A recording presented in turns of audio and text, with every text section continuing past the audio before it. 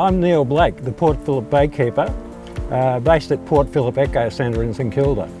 And over the past 2 years, we've been very proud to partner with Scouts Victoria in a major litter auditing project called Street2Bay. So we can track what sort of plastic pollution in particular is getting into Port Phillip Bay. As well as doing a great job in collecting the data in the street audits, the Scouts have been fantastic in the way they've communicated the results through Zoom conversations with a wide range of federal and state politicians, as well as many local mayors from across the Melbourne region.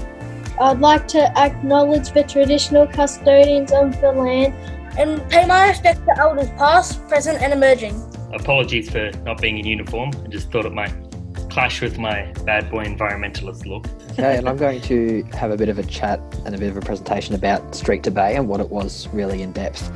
Something like 80% of plastic pollution in Port Phillip Bay comes from suburban streets and enters the bay via stormwater drains. From 3,455 pieces of litter, a large 73% was plastics. We found a massive amount of cigarette butts, making up 64% of the litter in the audits. There was so many cigarette butts in our area.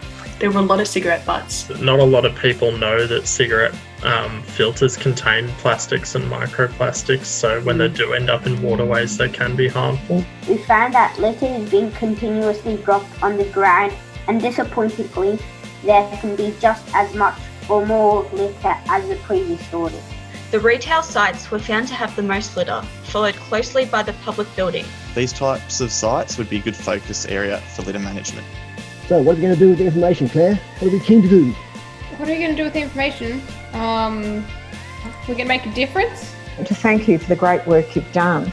The work you're doing can have a huge impact in making sure everybody can take responsibility for our local environment. The more they do so, frankly, the better the community and the country will be. Thank you to each and every one of you on this presentation. It's been absolutely fascinating. I'd be very keen to be supportive of the message and to be making sure that people understand that what you do on land affects what happens in the water as well. And to think that litter that's generated here goes through our waterways, through our local creeks, into our major rivers and out into the bay is a very, very worrying and very, very concerning thought.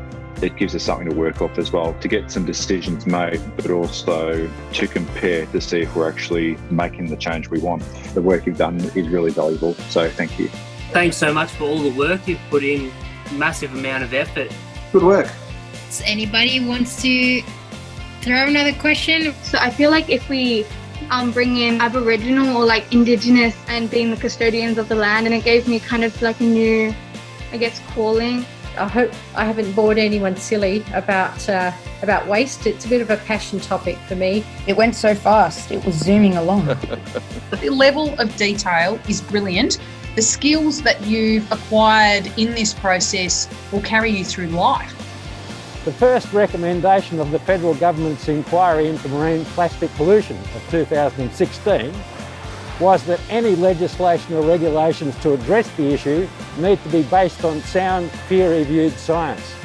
And I'm really grateful for the ability and organisational capacity of Scouts Victoria to actually systematically survey and collect data on different street usages in all catchments around Port Phillip Bay.